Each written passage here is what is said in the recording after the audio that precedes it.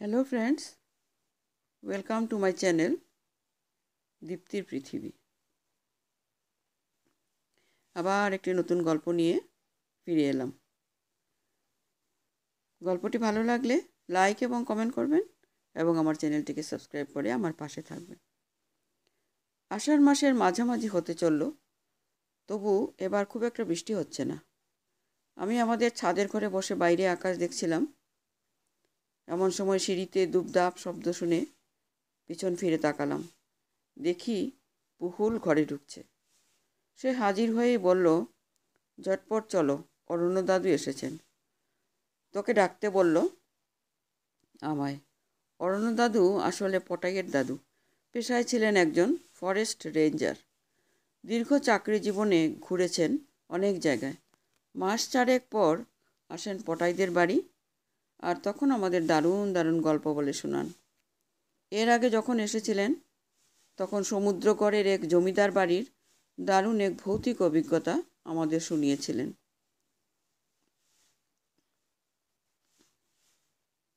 পটাইদের বাড়ি পৌঁছতে না পৌঁছতেই বড় বড় ফোঁটায় বৃষ্টি নেমে গেল।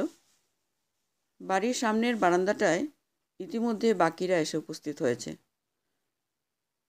সজনে খুব খেতে ভালোবাসে এবং যথারীতি একটা চিপসের প্যাকেট থেকে চিপস বার করে খেতে লাগলো। একটা চেয়ার আছে যেটায় দাদু এসে বসবেন।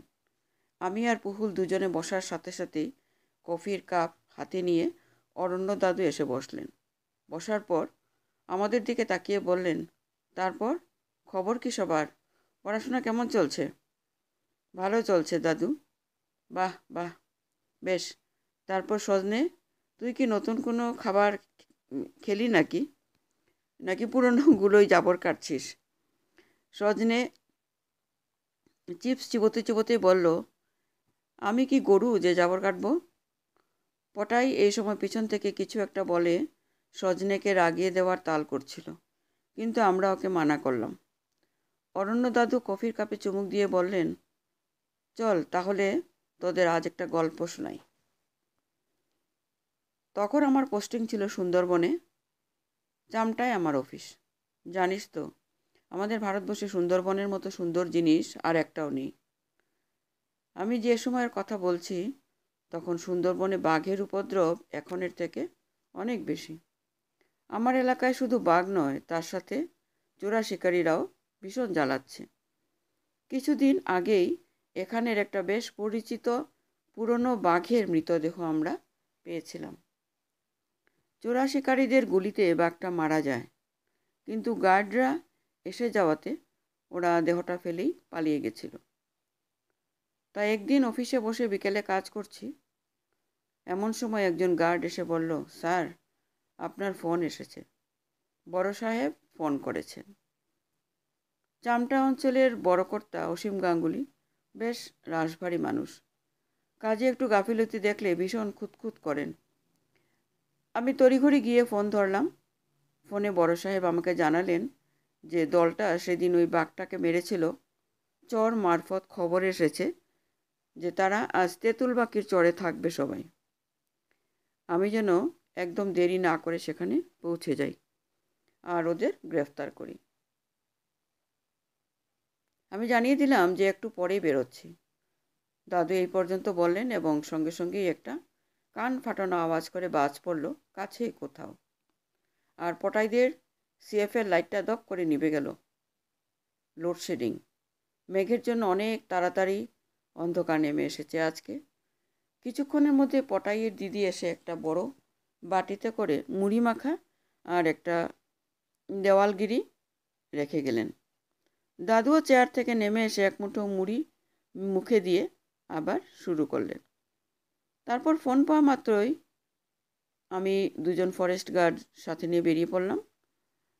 একটা খাল ধরে মিনিট খানেক চলার পরেই আমাদের লঞ্চ এসে কালিন্দী নদীতে পড়ল। এই সময় নদীতে বেশ জল থাকে, তাই আমাদের লঞ্চ জলের ঢেউয়ে বেশ দুলতে লাগলো। ততক্ষণে সন্ধে হয়ে গেছে। চাঁদের হালকা আলো এসে পড়েছে নদীর জল আর দুপাশের ঝোপঝাড়ের উপর। এরকমভাবে প্রায় মিনিট দুয়েক চলার পর একটা অপেক্ষাকৃত সরু খালে আমরা ঢুকলাম এটাই কুমিরমারির খাল। তেঁতুলবাকির চর এর শেষেই। এই তেঁতুলবাকির চরের খুব একটা সুখ্যাতি নেই। এখানে বাঘের উপদ্রব বেশ ভালোই। দিনের বেলা এদিক দিয়ে যাওয়ার সময় প্রায়ই দেখা যায় কোনো না কোনো দ্বীপে পতপত করে উঠছে এই বাদা অঞ্চলের সবথেকে ভয়ানক নিশান, একটা লাঠির ডগায় আটকানো একটা ছেঁড়া শার্ট বা গেঞ্জির টুকরো। আমি জিজ্ঞেস করলাম, দাদু এই চিহ্নটা কেন সব থেকে ভয়ানক? দাদু বললেন, আসলে কি জানিস তো, ওখানের মানুষদের জীবন খুব একটা সহজ নয়। এই নিশানটা একদিকে যেমন ভীষণ কষ্টের, সেরকম আবার সাবধানেরও। আসলে কি বলতো, যদি কোনো মানুষকে কোনো দ্বীপে বাঘে নিয়ে যায় বা মেরে ফেলে, তাহলে তার দলের সাথীরা তারা একটা কাপড়ের টুকরো লাঠির ডগায় আটকে সেটাকে পুঁতে দেয়। তার মানে এখানে বাঘে মানুষ মেরেছিল। তা শোনো তারপর, সুন্দরবনের অনেক দ্বীপেই অনেক ভাঙাচোরা কুঠি বাড়ি আছে জানিস। বেশিরভাগই হ্যামিল্টন সাহেবের আমলে তৈরি। এই তেঁতুলবাকির চরেও একটা আছে। চোরা শিকারীদের সেখানেই পাওয়া যেতে পারে, এই আশায় আমরা সেটার দিকে এগোলাম। চারিপাশে বুনো হেতাল, গড়ানের ঝোপ, তার ভেতরে সন্ধ্যের অন্ধকারে একটা প্রাচীন জন্তুর মতো দাঁড়িয়ে আছে বাড়িটা। দরজা টরজার কোনো বালাই নেই। আমরা খুব সাবধানে যথাসম্ভব শব্দ না করে ভেতরে ঢুকলাম, কিন্তু বাড়িটা পুরো ফাঁকা। চোরা শিকারীরা কেন কয়েকটা ইঁদুর চামচিকে ছাড়া আর কিছু নেই। আমরা এটা দেখে বেশ একটু দমে গেলাম। তাহলে কি আমরা যে আসবো এটা ওরা আগের থেকেই জেনে গেল? যাকগে, এতটা এসেছি যখন অপেক্ষা করেই যাই। তিনজনে মিলে একটা ঘরে বসলাম ঘাপটি মেরে। আমার সঙ্গে যে দুজন গার্ড ছিল তাদের একজনের নাম বিকাশ প্রামাণিক আর একজনের নাম ইসমাইল। বিকাশ আগে ছিল বাউলে, তার একমাত্র ছেলেকে বাঘে নিয়ে যায়। তারপর সে ফরেস্টের চাকরিতে যোগ দেয়। ইসমাইল আমাদের লঞ্চের ড্রাইভার। সন্ধ্যা গভীর হতেই জঙ্গলের চেহারা পাল্টে গেল। বাইরের গাছপালার ভিতর থেকে নানা পোকামাকড় আর ঝিঝির শব্দ আমাদের কানে আসছে। দূরে কোথাও হরিণ ডেকে উঠল, শুনতে পেলাম। টর্চ জেলে ঘড়িটা দেখলাম, একবার 8টা বাজে। এই পর্যন্ত বলে দাদু একটু থেমে জল খেলেন কিছুটা। আমরা তখন সবাই ঘন হয়ে বসেছি। ভেজা ঠান্ডা হাওয়া দেওয়াল গিরির আলোটাতে একটু কাঁপন ধরিয়ে দিল, সাথে আমাদের ছায়াগুলো কেঁপে গেল। দাদু একটা মৌরি লজেন্স মুখে দিয়ে আবার বলা শুরু করলেন। আমরা তো বসে আছি, আর বিকাশ মাঝে মাঝে জানলা দিয়ে উঁকি মেরে বাইরেটা দেখছে। আমি তাকে মানা করতে যাচ্ছিলাম, তখন আমার মনে হলো বাইরেটা বড্ড বেশি চুপচাপ হয়ে গেছে। সব পোকামাকড়ের আওয়াজ যেন চলতে চলতে দুম করে বন্ধ হয়ে গেছে। ঠিক সে সময় আওয়াজটা শুনতে পেলাম আমিও। বাইরের খালের জলের ছলাৎ ছলাৎ শব্দ ছাপিয়ে আমাদের কানে এলো একটা অস্পষ্ট ফ্যাসফ্যাসে কণ্ঠস্বর। কে যেন হাহাকার করে ডেকে যাচ্ছে, বাবা, এই তো আমি, তোমার গদাই, আমার কাছে এসো বাবা। যেন আমাদের আশেপাশের হেতাল গড়ানের ঝোপের ভেতর থেকে হাওয়ায় সেই আওয়াজকে আমাদের কাছে ঠেলে পৌঁছে দিচ্ছে। যেন তাকে দিতে হবে না, দিয়ে তার একদমই উপায় নেই। ইতিমধ্যে বিকাশের দেখি মুখ চোখের ভাব বদলে গেছে। সে একবার বাইরের দিকে তাকিয়ে কাকে যেন খোঁজার চেষ্টা করলো, তারপরে দাঁড়া গদাই, আসছি বলে ছুটে বেরিয়ে গেল ঘর থেকে। সঙ্গে সঙ্গে দেখি ইসমাইলও। সর্বনাশ, স্যার শিগগির আসুন বলে বেরিয়ে গেল। আমি বাইরে এসে দেখি অন্ধকার অনেক বেড়ে গেছে। সমস্ত দ্বীপের সব কিছুর মধ্যে থেকে যেন ওই অশরীরী কণ্ঠস্বর, তার সেই ডাক আমাদের কাছে পৌঁছে দিচ্ছে, বাবা, এই তো আমি, আমার কাছে এসো বাবা, এসো। বিকাশের পিছনে যেতে যেতে আমি ইসমাইলকে জিজ্ঞেস করলাম, গদাইকে? আর বিকাশ ওরকমভাবে বেরিয়ে গেল কেন? ইসমাইল বলল, স্যার, গদাই বিকাশ তার ছেলে। ওকে বড় মামু নিয়েছিল গতবার। এ বেগও ভূত স্যার। তাড়াতাড়ি চলেন, নইলে বিকাশ দ্বারে বাঁচানো যাইব না। কথাটা শুনে আমার সমস্ত শরীর বেয়ে যেন একটা আতঙ্কের স্রোত নেমে গেল। যাকে বাঘে মেরে ফেলেছে সেই ছেলে আবার ডাকে কি করে?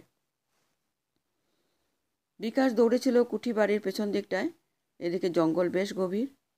সে জঙ্গলে ঢুকে যাওয়ার কিছুটা আগেই ইসমাইল জোরে দৌড়ে তার উপর ঝাঁপিয়ে পড়ল। আমি তাদের কাছে যাওয়ার মধ্যে ইসমাইল বিকাশকে মাটিতে ফেলে তার উপর চড়ে বসেছে, আর বিকাশ ছটফট করছে। আমি বিকাশকে জিজ্ঞেস করতে যাব, এমন সময় আমার চোখ পড়ল সোজাসুজি। আমরা যে জায়গাটা দাঁড়িয়েছিলাম সেখান থেকে একটু দূরে গভীর জঙ্গলের শুরু। জায়গাটায় অনেক ঝোপঝাড় আর পুরো হাকুচ অন্ধকার। সেদিকে চোখ পড়তে আমার সমস্ত শরীর যেন আতঙ্কে হিম হয়ে গেল। ওই অন্ধকারের মধ্যেও স্পষ্ট দেখলাম একটা সুন্দরী গাছের নিচে যেন অন্ধকার জমাট বেঁধে আছে। ঘন মিশকালো অন্ধকার দিয়ে তৈরি একটা আদিম ক্রূর অপার্থিব ছায়ামূর্তি আমাদেরকে দেখছে। আমাদের আশেপাশে সেই ডাক কিন্তু তখনও অবিরাম ভেসে বেড়াচ্ছে বাতাসে। ইসমাইলও মনে হয় সেই মূর্তিকে দেখে একটু অন্যমনস্ক হয়ে পড়েছিল। সেই সুযোগে বিকাশ তাকে এক ঘুষিতে ছিটকে ফেলে দিয়ে উঠে দাঁড়ালো। আমি তখন নড়তেই পারছি না। পা দুটোকে অসম্ভব ভারী মনে হচ্ছে, যেন এ আমার নিজের পা নয়। আমার ইচ্ছেতে কিছুতেই নড়বে না। বিকাশের আর হাতখানেক মতো বাকি মূর্তিটার কাছে পৌঁছতে একসময় বাঘের গর্জনে পুরো দ্বীপটা কেঁপে উঠল। আর মুহূর্তের মধ্যে ওই মূর্তিটার পাশ থেকে একটা প্রকাণ্ড বাঘ এসে বিকাশের ঘাড়ে পড়ল, আবার পলক ফেলার আগেই তাকে নিয়ে উধাও হয়ে গেল। আর আমারও চোখের সামনে সব ঝাপসা হয়ে এলো। আমরা সবাই তখন ওর গায়ে ঘেঁষে বসেছি পুরো। দাদু থেমে যেতে সবাই বলে উঠলাম, তারপর তারপর তারপর জ্ঞান ফিরলে দেখি ইসমাইল খাল থেকে জল এনে আমার মুখে চোখে জল দিচ্ছে। ওর হাত ধরে উঠে বসলাম। মাথাটা ঝিমঝিম করছিল। মূর্তিটা যেখানে ছিল সেদিকে তাকিয়ে দেখি কিছু নেই, ফাঁকা।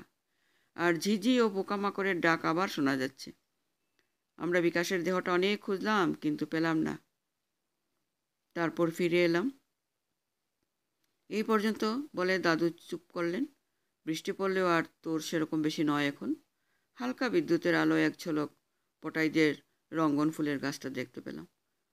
পটাই জিজ্ঞেস করলো, দাদু, বাঘটা ওখানে ছিল যে, তোমরা টের পাওনি?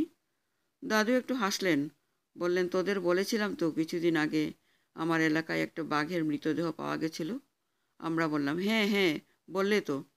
সেই বাঘটার মৃতদেহ আমি দেখেছিলাম। বাঘটার লেজ ছিল না, হয়তো কোনো লড়াইতে বা চোরাশিকারীরাই হয়তো কেটে নিয়েছিল। তারপরে একটু চুপ করে থেকে বললেন, যে বাঘটা বিকাশকে সেদিন তুলে নিয়ে গেল, সেই বাঘটারও লেজ ছিল না। দাদুর কথা শেষ না হতেই আবার জোরে বিদ্যুৎ চমকে উঠল, আর কোথা থেকে যেন দমকা একটা হাওয়া এসে নিভিয়ে দিয়ে গেল দেওয়ালগিরিটা। নমস্কার।